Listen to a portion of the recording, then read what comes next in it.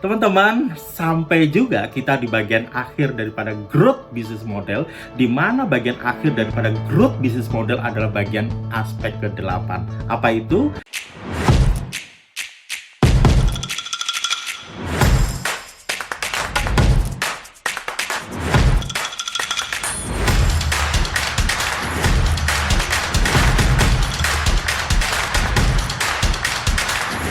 Oke, apa kabar sahabat entrepreneur dan sahabat leader? Semoga teman-teman semua, sahabat semuanya selalu dalam keadaan sehat, selalu dalam keadaan sukses, dan selalu dalam keadaan bahagia. Oke, teman-teman, sampai juga kita di bagian akhir daripada growth business model, di mana bagian akhir daripada growth business model adalah bagian aspek ke-8.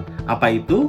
Yaitu aspek sistem automation. Ya, bayangkan teman-teman, ketika Anda punya bisnis yang sudah betul-betul sistem automation, ya, berjalan secara otomatis, ya, secara automation, ya, dengan dikendalikan oleh sistem yang baik, maka teman-teman betul-betul bisa bisnis ini, korporasi ini bisa berjalan dengan sangat-sangat baik, bahkan tanpa kehadiran Anda sekalipun, ya. Nah, teman-teman, di dalam sistem automation tentu saja kita tidak bisa membahas sistem automation ketika di aspek ke-8 ini, ketika kita tidak membahas aspek ke-1 sampai ke-7. Sehingga izinkan saya untuk mengulang untuk sebelum saya masuk kepada aspek ke-8, yaitu sistem automation. Oke, di dalam growth business model, di bagian yang pertama, yaitu kita fokus kepada customer, ya.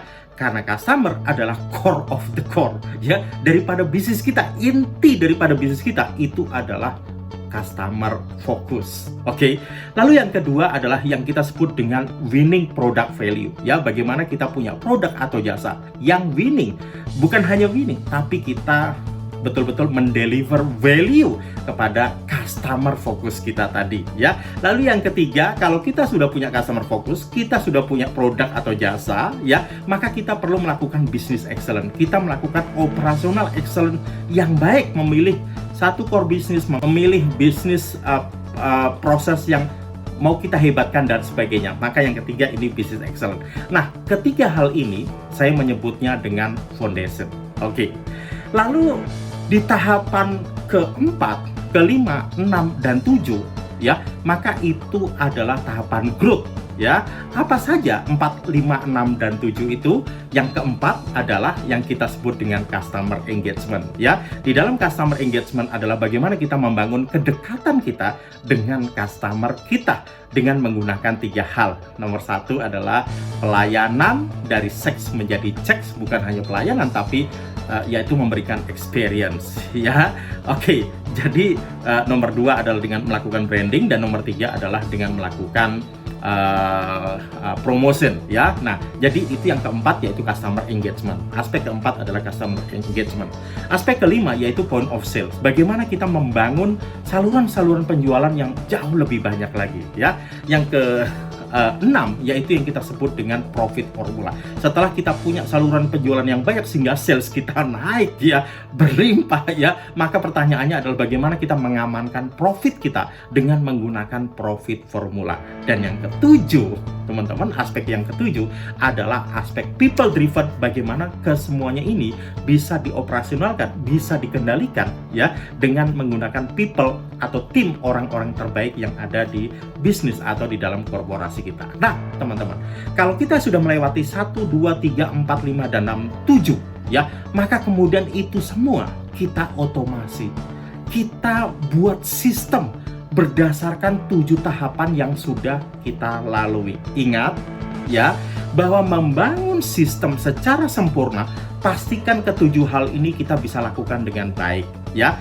Apakah artinya membangun sistem itu menjadi bagian yang terakhir? Tidak. Kita membangun sistem itu dari awal, tetapi prioritasnya adalah 1, 2, 3, 4, 5, 6, 7, ya, teman-teman. Sehingga ketika kita sampai di tahapan ke-7 itu kita full, kita fokuskan banyak hal untuk membangun sistem automation ini. Nah, ketika kita melewati 1 sampai 7, maka kita mempunyai sistem automation dengan membangun sistem standar operating procedure yang bagus ya, dengan membangun sistem KPI yang bagus, dengan membangun sistem execution game yang bagus ya, dengan menggunakan manajemen kinerja untuk bisnis kita dengan menggunakan balance scorecard misalkan ya, dengan menggunakan 4 perspektif ya. Nomor 1 adalah perspektif finansial, perspektif yang kedua adalah perspektif daripada customer, perspektif yang ketiga yaitu dari internal business process, dan perspektif yang keempat yaitu berkaitan dengan learning and growth-nya, ini yang kita maksud dengan people. Nah, ketika teman-teman kita punya manajemen kinerja untuk bisnis kita yang baik dengan menggunakan balance scorecard misalnya teman-teman, maka kemudian kita turunkan kepada KPI, di dalam KPI kemudian turunkan kepada execution game, maka sehingga ini semua berjalan dengan baik ya, dengan menggunakan SOP yang baik, sehingga teman-teman dengan dibantu dengan menggunakan teknologi, lalu kita enable dengan teknologi, maka bisnis korporasi ini betul-betul bisa dijalankan dengan menggunakan sistem. Nah, ketika sistem ini betul-betul terbentuk, bahkan kita bisa lakukan otomasi, salah satunya adalah dengan menggunakan digital, dengan menggunakan teknologi dan sebagainya, maka teman-teman bisnis ini bisa berjalan secara otomatis. Nah, itu tentu saja teman-teman kita bisa membahas lebih dalam lagi yang berkaitan dengan sistem automation, tapi itulah aspek ke-8, aspek terakhir daripada growth business model, yaitu yang kita sebut dengan sistem automation.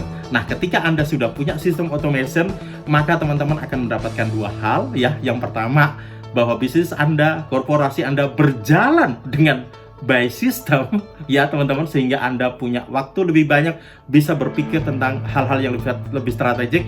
Dan yang kedua adalah sustainable growth, artinya bisnis bisa tumbuh secara terus-menerus ya, baik itu berkaitan dengan omset, berkaitan dengan profit dan sebagainya. Wow, tentu saja ini akan menjadi idaman dari seluruh entrepreneur dan seluruh leader ketika bisnisnya sudah betul-betul sampai di tahapan sistem automation. Nah, teman-teman, sahabat entrepreneur dan sahabat leader, itu yang bisa saya sampaikan. Semoga bermanfaat. Saya dengan Coach Eri Ismaili dari Asia Coach Indonesia.